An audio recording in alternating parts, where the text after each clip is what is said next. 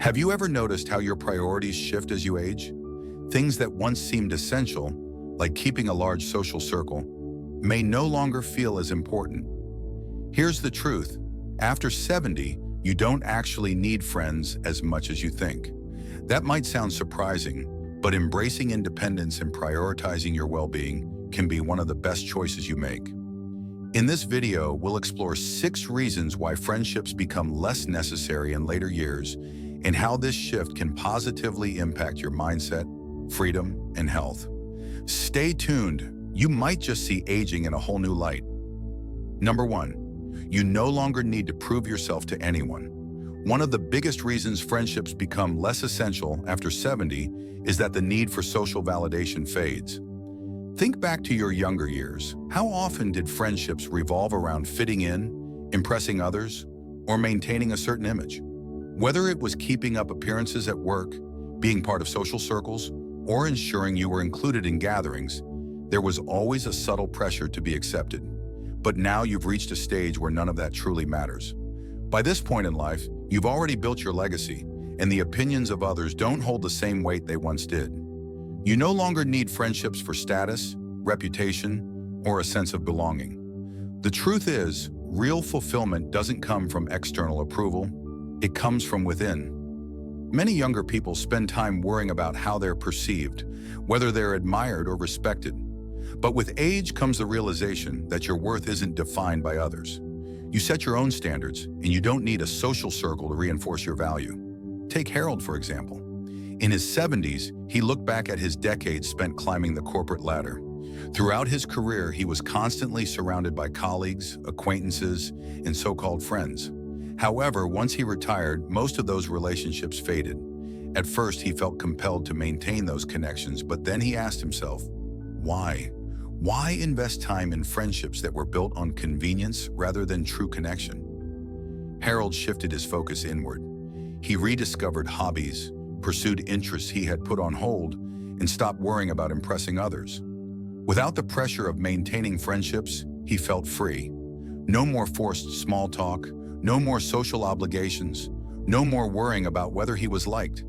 For the first time in years, he was simply living for himself, and it felt good. When you stop seeking validation from others, you realize how much energy was wasted on maintaining relationships that didn't add real value to your life. At this stage, you don't need to prove yourself to anyone, and you certainly don't need to meet anyone else's expectations. The only approval that truly matters is your own. Number 2, peace becomes more valuable than socializing. As you grow older, your priorities shift. Peace and tranquility start to feel far more valuable than constant socializing. In your younger years, being surrounded by people may have felt necessary. The gatherings, conversations, and busy schedules all contributed to a sense of fulfillment. But as time goes on, you begin to appreciate something even more: quiet. And not just any quiet, the kind that allows you to truly relax, free from unnecessary drama, social obligations, and exhaustion. While friendships can be fulfilling, they also come with responsibilities: returning phone calls, attending events, keeping up with conversations. It's not that relationships are bad, but at a certain point, they may start to feel like more effort than they're worth. The reality is, you don't have to spend your time trying to keep up with others. You don't have to be available just because someone expects you to be. You've reached a stage where your time is truly your own, and you get to decide how to spend it. Take Margaret, for instance. At 74, she had always been surrounded by friends. Her calendar was full of lunch dates, group calls, and holiday gatherings. But over time, she noticed that many of these social interactions had become draining rather than enjoyable. The conversations felt repetitive, friends rehashing the same stories, some calling only to complain, others focused more on gossip than meaningful discussions. One day, Margaret made a conscious decision to step back. She stopped feeling guilty about turning down invitations that didn't excite her. She let go of the pressure to reply to every message immediately. Instead, she embraced solitude, and she discovered that it wasn't lonely at all. It was peaceful. Without the constant obligations of socializing, she found more time for herself. She took long walks, spent time in nature, and finally read the books she had been putting off for years. Most importantly, she realized that being alone didn't mean being isolated. It meant freedom. That's the beauty of this stage in life. You're no longer required to fill your days with endless activity just to feel connected. You can enjoy your own company without needing external validation. You can choose peace over pressure, stillness over chaos. So if you've ever felt guilty about pulling back from social obligations, remind yourself of this. You're not withdrawing from life. You're embracing a new kind of fulfillment, one that comes from within. And the best part? That kind of peace only gets better with age. Number 3, fewer friendships mean fewer disappointments. One of life's tough lessons is realizing that not everyone you consider a friend is truly there for you. Over the years, you've likely experienced friendships fading, people distancing themselves when you needed them most, or relationships that turned out to be one-sided. By the time you reach 70, you begin to understand that having fewer friendships isn't just about reducing social obligations, it also means experiencing fewer disappointments. Friendships, no matter how strong, come with expectations. Checking in, being available, offering support. But what happens when those expectations go unmet? Disappointment. You reach out, but they don't respond. You make an effort, but it's not reciprocated. You end up giving more than you receive. At this stage in life, do you really need that kind of stress? Absolutely not. Consider William, a 78-year-old man who has seen friendships come and go. Some ended naturally while others faded when he realized he was always the one putting in the effort. People he had known for decades became too busy, too distracted, or simply uninterested in maintaining a real connection. At first it hurt. He wondered if he had done something wrong. But then he had a realization. He wasn't the one who had changed. He had simply stopped tolerating one-sided relationships. That's the thing. When you let go of the idea that you need a large circle of friends, you also free yourself from the disappointments that come with unrealistic expectations.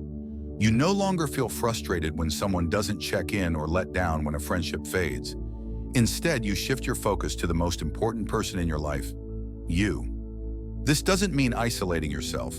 It means choosing quality over quantity. Instead of maintaining a long list of acquaintances, you prioritize the relationships that truly matter, the ones that bring joy and require no effort to sustain. Whether that's family, a lifelong friend, or even just a deep connection with yourself, those are the relationships that count. So if you've ever felt like friendships bring more stress than joy, remind yourself that it's okay to step back. It's okay to choose simplicity over complexity, peace over frustration.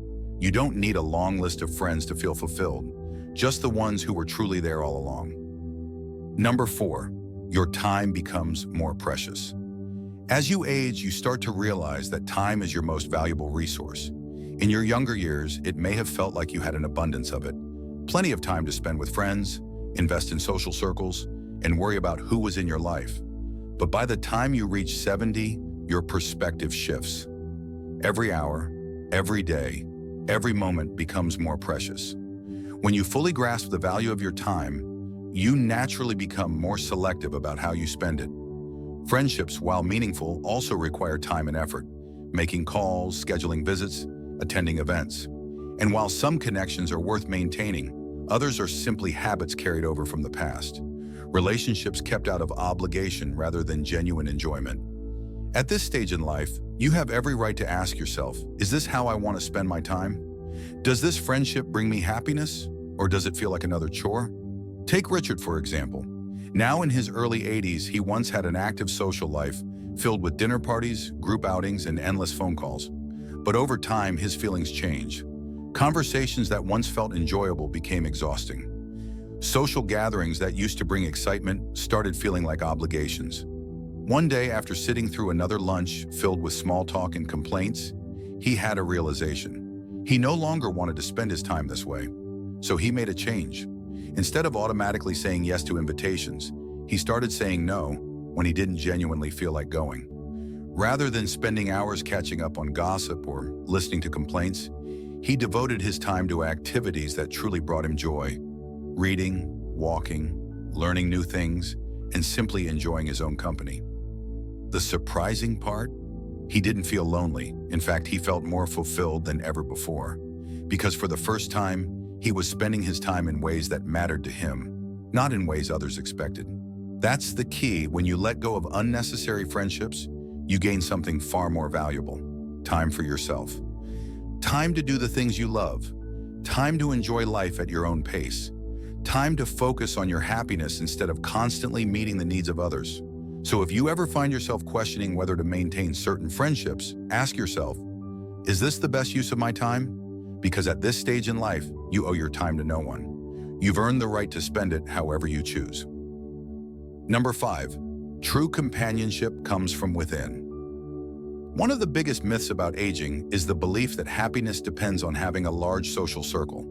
But in reality, the most meaningful companionship you can experience comes from within. By the time you reach 70, you've spent decades growing, learning, and evolving. You know yourself better than anyone else. And with that self-awareness comes a powerful realization: you are enough.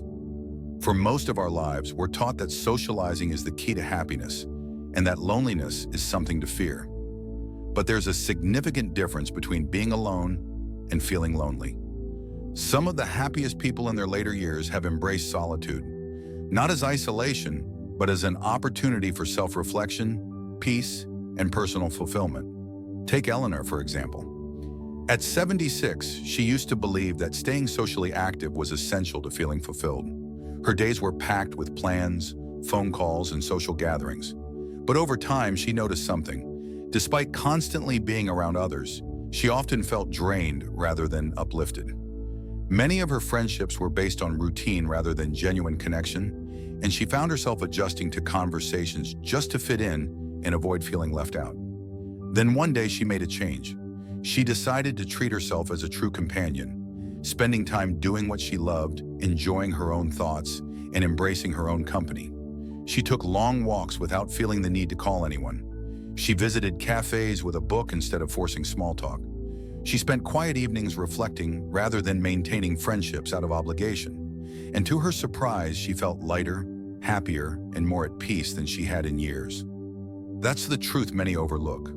Real companionship isn't about how many people you have around you, but how comfortable you are with yourself. When you stop depending on others for entertainment, validation, or distraction, you unlock a level of freedom most never experience.